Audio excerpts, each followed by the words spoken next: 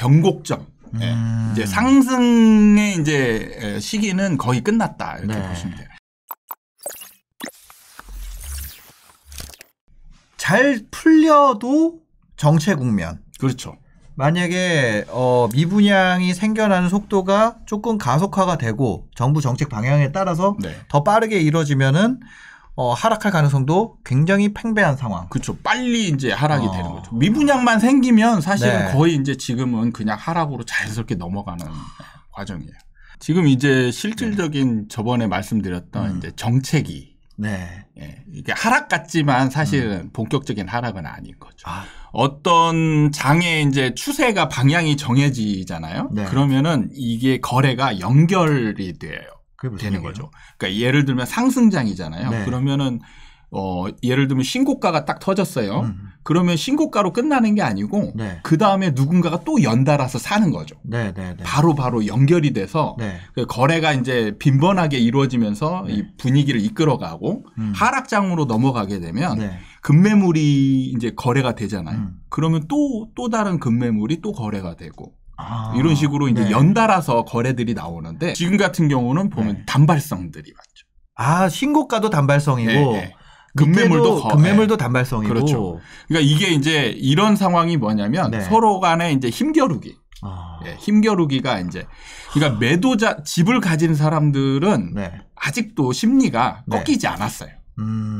아직도 네. 상승한다. 집을 사려고 하는 사람들은 이제 좀 이제 굉장히 조심스럽다. 네. 예, 그래서 이제 좀 사는 거를 주저하는 거죠. 그러니까 너무 비싸다. 서로 그래서 서로 이제 힘겨루기가 지금 팽팽하게 있는 상황에서 네. 누군가 한두 사람이 급매물을 누군가 이제 내놓잖아요. 네. 그럼 급매물 나왔네 빨리 사버려야지. 이렇게 이제 거래가 되고 네. 또 매수자 중에 뭐 일부는 예를 들면 아리팍 예를 들면 나는 죽어도 아리팍 가서 살고 싶어. 돈도 있고. 그러면 신고까지만 좀 비싸지만 뭐 좀 떨어져도 뭐 괜찮겠어. 그럼 그런 사람 하는 사람 사는 거죠. 그럼 신고가 빡 터지는 거고. 그 양쪽이 지금 뭐 말 그대로 네. 이게 추세는 아닌 거네요. 그렇죠. 이제는 변곡점. 네. 이제 상승의 이제 시기는 거의 끝났다 이렇게 네. 보시면 돼요. 매매 시장을 얘기를 할 때는 딱 분양 시장과 우리 일반 아파트 시장 이걸 나눠서 봐야 돼요.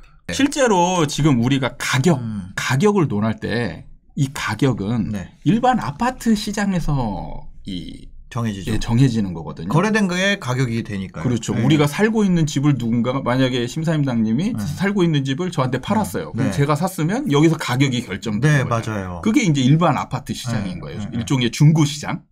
그리고 중고 시장이죠. 그리고 이제 분양 시장이 따로 이제 따로 있죠. 그럼 그렇죠. 얘네들이 시장을 구분해야 되는 게 뭐냐면 가장 큰 특징이 공급자가 달라요. 공급자의 성격이 달라요. 제가 사실은 공급의 적극성이라는 게 굉장히 중요한 요인이다라고 이제 얘기를 했었어요. 공급의 적극성. 그렇죠. 이제 공급의 성격이 다른 게 뭐냐면 분양 시장은 건설사가 파는 거잖아요. 일반 소비재 상품의 공급하고 거의 똑같은 거예요. 그냥 무조건 팔아야 되는 거죠. 그렇죠. 팔까 말까 고민하는 게 아니에요. 무조건 팔아야 되는 거예요. 그래서 제가 이걸 적극성 100%라고 전제를 합니다. 새로 지은 거. 그렇죠. 100%짜리 적극성. 그러니까 분양은 100% 적극성을 가진 공급의 성격을 가지고 있고 자, 우리 일반 아파트의 매도자, 집 가진 사람들은 굉장히 시장 상황에 따라서 굉장히 그 변화가 심해요. 적극성이 다르죠. 그렇죠. 어떨 때는 하락 막 하고 있을 때는 적극적으로 팔기도 했다가 상승장이 되면 안 팔죠. 적극성이 거의 없어요. 팔려고 했다가도 안 파는 경우도 그런 건 이제 적극성이 진짜 없는 거죠. 그래서 이때의 수량 있죠. 수량은 크게 중요하지가 않아요. 그러니까 많은 사람들이 약간 착각하는 게 뭐냐면 뭐 예를 들어서 양도세 중과 회피 이제 풀어주면 매물이 많이 나오니까 시장이 안정화될 거다라고 얘기하잖아요. 그럼 그게 거기에 있는 전제가 뭐냐면 전제가 팔려고 하는 사람들은 무조건 팔 것이다. 적극성에 대한 거죠. 그죠. 무조건 팔 것이다라는 전제를 집어넣고 얘기하는 거예요. 근데 시장 상황에 따라서 그 적극성이 완전히 달라지거든요. 상승장에서는 이 사람들이 매물은 내놓긴 하죠. 네, 매물은 내놓긴 하는데 지켜보는 거죠. 실거래가보다 높은 가격에다 내놓고 지켜보는 거예요. 이런 거는 적극성이 떨어지는 거거든요. 네네네. 이런 거는 경쟁을 하지 않아요. 그게 무슨 얘기예요? 그러니까 예를 들면 가격을 이렇게 매물이 많으면 내가 더 경쟁적으로 낮추면서 이걸 안 한다는 그렇죠. 거죠. 예. 이 매물이 많으면 수가 많아지면 사실은 적극성 100%일 때는 무조건 팔아야 되니까 서로 경쟁을 하죠. 경쟁을 하는데 적극성이 없으면 경쟁을 하지 않아요. 그래서 생각보다 보면은 어떤 아파트를 매물을 찾아보잖아요. 그럼 매물이 굉장히 많은데 실거래가가 예를 들어 10억이면 한 12억, 13억에 그냥 그대로 걸쳐 있는 거죠. 그러니까 매물이 많으면 여기서 오히려 실거래가보다 밑에 나오는 매물들이 있어야 되는데 그렇죠. 그런 게 안 나오는 거죠. 그게 이제 적극성이 떨어진다라고 표현합니다. 기존 매매 시장 같은 경우는 시장 상황에 따라서 그렇죠. 적극성이 왔다 갔다 한다. 그렇죠. 하락장에서는 적극성이 이제 200%, 300%다. 그래서 막 급매물이 거래되는데 그거보다 더 떨어져서 그러니까 거래가 손해보고 막 내놓고 이러는 거죠. 그러니까 이 시장의 상황 성격이 완전히 다른 거예요. 그래서 실제로 정체기가 되면 지금 이제 정체기잖아요. 그럼 이때는 하락이 진행이 되지 않아요. 서로 버티잖아. 서로 버텨요. 적극성이 없네요. 근데 이제 문제는 자 여기서 매수자들이 이제 분양 시장과 일반 시장에서 매수자는 동일해요. 그렇죠. 그러니까 매수자가 분양 물건을 살 수도 있고 일반 아파트를 살 수도 있잖아요. 맞죠. 선택을 할 수가 있어요. 근데 얘는 100% 팔려고 하는 물건인데 자, 매수자가 안 사기 시작하면 안 팔리는 물건이 이제 남아돌 미분양이 되죠. 그렇죠. 미분양이. 그래서 미분양이 중요한 거예요. 여기는 무조건 팔아야 되는 시장이기 때문에 그렇죠. 수요의 가늠자가 된다. 그러니까 많은 사람들이 착각하는 게 안 사기만 하면 떨어질 거다. 그리고 많이 팔기만 하면 떨어질 거다. 이렇게 생각하거든요. 그게 좀 잘못됐어요. 그러니까 일반 시장에서는 급매물이 하나 딱 거래가 됐어요. 그러면 그 다음 매도자는 어떤 선택을 하냐면 그 가격보다 약간 높은 가격에 올려놓죠. 지금까지는 상승장이었으니까 굳이 이 가격에는 팔렸으니까 이 가격에는 무조건 팔려. 그거보다 더 낮게 찍지 않는다는 거죠. 그래서 이게 하락하지 않는 게 급매물이 거래되잖아요. 그러면 매도자들이 그 가격 이하로는 내놓지 않아요. 매수자들이 아예 안 사면 이제 그게 기다렸다가 또 더 급한 매물이 나오기도 하고 하는데 사실 급매물이 나오면 누군가는 사잖아요. 그러면서 그게 이어지질 않는 거예요. 사실은 매도자들도 버틸 힘이 어느 정도 크게 있는 거죠. 그래서 팽팽한 대립이 되는 거거든요. 근데 이게 이제 분양시장으로 옆에 분양시장으로 가면 매수자들이 안 사기 시작하면 미분양이 누적돼요. 그렇죠. 그러면 이때 누가 지냐? 팽팽한 대립 상황에서 일반 시장에 영향을 미치는 거죠. 이 분양 시장에서 나타나는 현상이 일반 시장에 영향을 주게 되는 거예요. 이 적극성에 영향을 미치게 되는 거죠. 그렇죠. 그래서 이제 매도자가 지는 상황으로 가는 거죠. 그럼 여기서 이제 적극적인 매도 매물이 왜 매수자들은 굳이 이 물건을 살 필요가 없는 거죠. 안 팔리는 예가 있습니다. 새 거가 있는데 중고를 살 필요가 없는 거잖아요. 그러니까 얘를 사야죠. 그래서 새 거 쌓이는지 봐야 된다. 그렇죠. 이게 정체기가 이제 하락으로 가는 과정에 있는 건 맞는데 여기서 이제 가장 중요한 그 변수는 미분양이에요. 미분양이 언제쯤 나오냐. 미분양이 안 팔리려면 매수자들이 안 살려면 뭐가 돼야 되겠어요? 사실 비싼 거밖에 없죠. 그렇죠. 비싸고 많으면. 원래 새 거가 더 비싸잖아요. 그렇죠. 원래는 비싸죠. 근데 정부가 지금 분양가 상한제라고 해서 서울 같은 경우는 분양가를 확 낮춰버린 거예요. 그렇죠. 새 거가 더 싼 상황인 거죠. 그렇죠. 그러니까 서로 살려고 날린 거죠. 그러니까 지금 이제 문제는 이 분양가 상한제가 적용이 됐지만 서울하고 경기도에 사실 적용된 분양가들이 약간 다른 현상으로 나타나거든요. 뭐냐면 재개발 재건축에 나타나는 그 분양 물건은 정부가 더 강하게 분양가 상한제를 적용을 해요. 왜냐하면 이제 이게 분양가가 높아지면 조합원들이 이익을 얻잖아요. 그래서 이제 이걸 네네. 못 얻게 하려고 더 싸게 만들려고 노력을 하는 거죠. 근데 일반적인 택지지구나 이런 데서 나오는 분양가들은 상대적으로 좀 높은 가격이 나올 수가 있기 때문에. 그래서 실질적으로 이제 제가 미분양이 나올 때 어디부터 나오냐. 경기도 외곽에서부터. 경기도 외곽에서부터 이제 미분양이 서서히 생기고 그래서 저는 이제 올해 2022년, 2022년 같은 경우는 아마 경기도에서는 이제 미분양이 출현할 거다. 경기도 외곽이 지금 그러니까 수도권 외곽죠. 그렇죠. 그런 데가 지금 엄청 급등했었잖아요. 네네. 그런 데서부터 미분양이 나올 그렇죠. 거다. 네. 급등을 해놓으니까 이제 이런 가격에 맞춰서 새로운 아파트 분양이 이루어질 거 아니에요. 그렇죠. 그럼 이제 매수자들이 사실은 그런 지역들은 완전 선호하는 지역이 아니잖아요. 어떤 일종의 풍선 효과 때문에 막 사들인 거잖아요. 그럼 사실 그 지역 주민들이 그걸 사야 되는 거죠. 분양을 받을 때 1순위는 그 지역 주민이잖아요. 그럼 그 지역 주민들 입장에서 비싼 거야. 그렇지. 그래서 이제 이런 물건들이 미분양이 생기는 거예요. 근데 이게 점점 안으로 이제 분위기가 조금씩 넘어오는 거죠. 그렇죠. 구축이 예를 들어서 10억에 팔렸어. 근데 건설사에서 새 거를 이거보다 싸게 팔 이유가 없잖아요. 시장에서 그렇죠. 이거 받아준다고 생각하니까.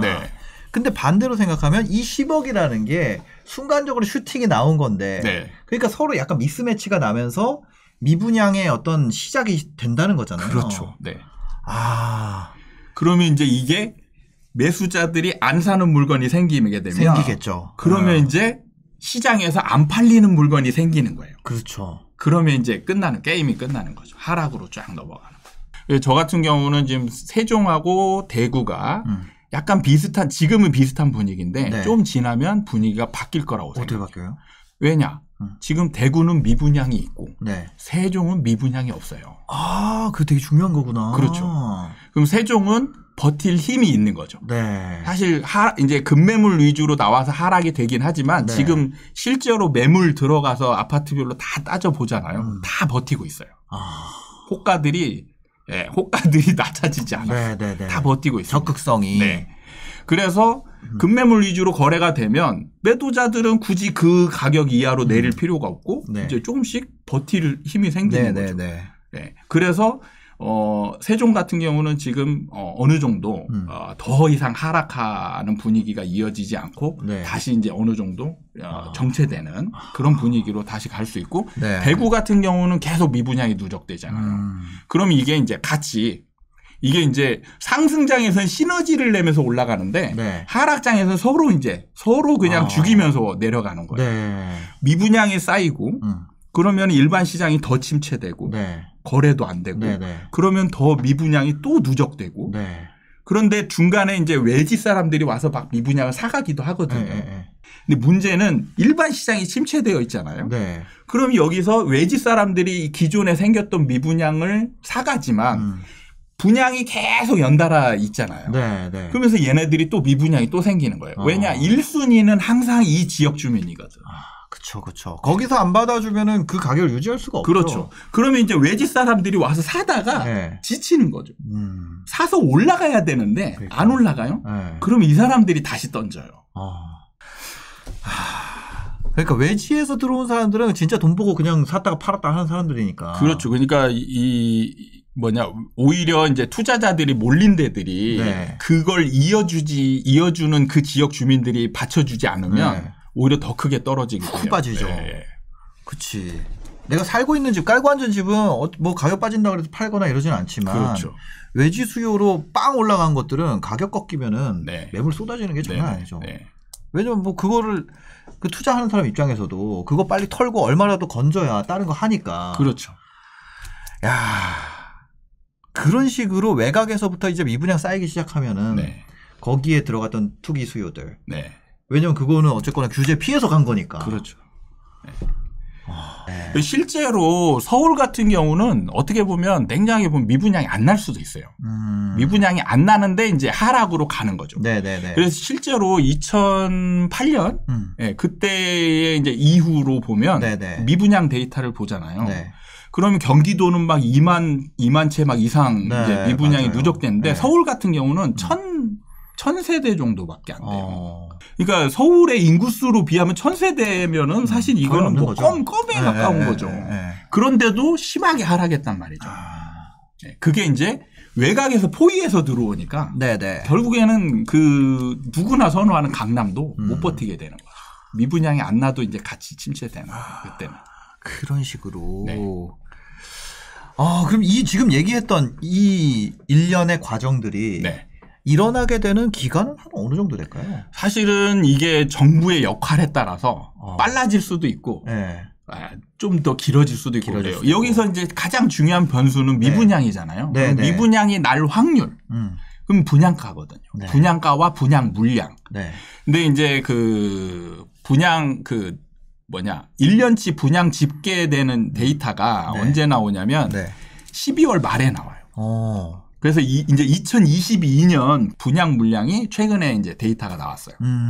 그래서 이제 제가 좀 기억하고 있는 바로는 네네. 서울 같은 경우 지금 한 48,000채 정도 분양 예정이 있어요. 근데 네. 올해 실제로 분양된 물량은 얼마냐면 네. 8,000채 정도 돼요. 서울. 올해는 예. 엄청 적은 거네요. 그러니까 작년에 이제 예. 2021년에 8,000채 정도. 8,000채. 예. 올해가 이제 48,000 가구 정도 분양 예정. 네. 사실은 2021년에 계획도 서울이 한 4만 가구 좀 안 됐었어요. 근데 이제 실제로 분양이 현실로 이루어진 거는 8,000 가구 정도 되는 거죠. 내년에도 어떻게는 모르겠으나 요거는 이제 서울 안쪽 얘기고 외곽 네. 같은 경우는 경기도 같은 경우가 네. 이제 올해 지금 경기도가 한 12만 가구 정도. 네. 그래서 이제 분양 물량은 계획도 작년 그러니까 2021년보다 네. 2022년이 계획도 늘었고요. 네.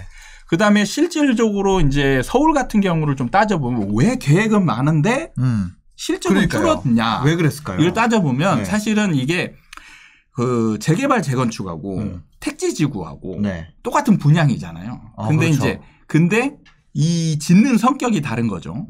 그러니까 재개발 재건축은 사실 이 결정을 조합원들이 이제 하는 거고 네. 택지지구 같은 경우는 거의 이제 건설사가 하는 거죠. 네. 그래서 택지지구에서 하는 것들은 거의 변수가 없어요.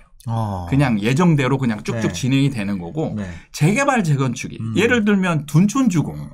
그렇죠. 그 밀렸잖아요. 둔촌주공이 사실은 원래 2021년 예정이었잖아요. 분양이. 근데 지금 이제 올해로 밀린 거잖아요. 네네. 그래서 이제 그 데이터가 지금 잡혀 있는 거고. 그럼 이제 올해 분양을 하게 되면 네. 둔촌주공만 분양해도 거의 이제 작년 분양했던 수를 넘어버리는 거죠.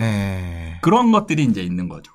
그래서 이제 사실은 뭐 재개발 재건축은 네. 한 1년 뭐 밀렸다. 그럼 거의 실행될 가능성이 높아지는 거죠. 그럼 외곽에서부터 좀 미분양이 쌓이는 현상 같은 경우는 네. 생각보다 좀 빠른 시점에 올 가능성도 있겠네요. 그렇죠. 이제 서서히 뭐 지금 뭐 송도도 미분양이 나왔다 이런 얘기도 나오고 네. 지금 다른 경기도의 약간 외곽 쪽이 미분양들이 나왔다는 뉴스들이 좀 네, 조금씩 나오고 있더라고요. 있거든요. 네. 그래서 이제 정부가 사실은 분양가 상한제를 다 적용하고 있잖아요. 네. 근데 이제 제가 생각할 때 정부가 분양가 상한제를 폐지하기는 부담이 크죠. 어려워. 거의 불가능에 네. 가까워요. 이거를 네. 폐지하면 그러니까. 거의 이제 미친놈 소리 들을 테니까. 그거는 못해. 근데 정부도 네. 제가 볼 때는 어느 정도 느끼고는 있는 것 같아요. 그때 이제 뭐라고 했냐면 분양가를 현실화하겠다. 네. 그런 거 있었어요. 네. 그래서 이제 분양가를 현실화한다는 건 뭐냐면 실제로 땅값 지금 이제 아파트 가격이 올라가면서 대지 가격 땅값이 많이 뛰었잖아요. 공시가도 올라가고. 네네. 그럼 사실 이 분양가 같은 경우에 상한제를 적용하면 사실은 감정평가해서 땅값 네. 플러스 건축비. 그렇죠. 그다음에 일정 마진. 네네. 사실 이 큰 세 가지가 이제 이 분양가란 말이에요. 네. 그럼 여기서 이제 땅값이 현실화만 되면 사실 분양가는 확 올라가요. 그래서 땅값이 많이 바뀌었으니까. 네. 확 올라가게 되거든요. 그래서 실제로 만약에 2021년 같은 경우 분양했던 거는 실제로 2021년 땅값으로 분양가가 정해지는 게 아니고 심사를 미리 받잖아요. 그래서 뭐 2019년이나 20년 네. 이 정도 땅 가격으로 분양가가 정해지는 거거든요. 네네. 그럼 이제 앞으로 분양하는 거는 이제 2021년 땅값이나 네. 조금 더 현실화한다면 네. 지금 이제 땅값. 이러면 분양가들이 확 올라가게 되는 거죠. 그러니까 분양가 상한제는 폐지하지 않으면서 분양가를 올릴 수 있는 방법인 거죠. 네. 네. 아, 그러면 아무래도 지금 잘 풀려도 정체 국면. 그렇죠.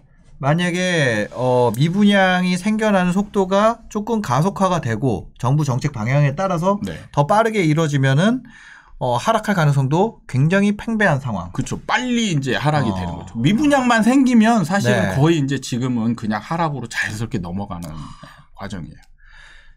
미분양이라는 거는 공급의 적극성이 100%인 때도 안 팔린 것이기 때문에 네. 확실한 가격의 지표가 될 수 있다. 그러니까 이거 이제 미분양 가지고 좀 제가 조언을 드리자면 네네. 경기도나 뭐 이럴 때 한 2019년 뭐 18년 이럴 때도 미분양이 났었거든요. 네네네.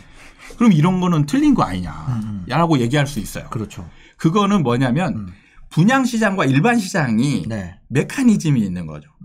그러니까 경기도 같은 경우는 외곽 같은 경우는 사람들이 그냥 비싸다 느껴서 미분양이 생길 수 있잖아요. 근데 문제는 일반 시장이 침체되어 있지 않았죠. 네. 자, 이게 미분양이 생겼어요. 상승장에서 중간에 미분양이 생길 수 있어요. 네. 근데 일반 아파트 시장이 상승장이기 때문에 네. 얘네들이 쭉 올라가게 되면 일정 시간이 지나게 되면 얘네가 싼 물건이 되는 거죠. 그럼 사람들이 와서 막 득달같이 와서 사버리는 네. 거죠. 네.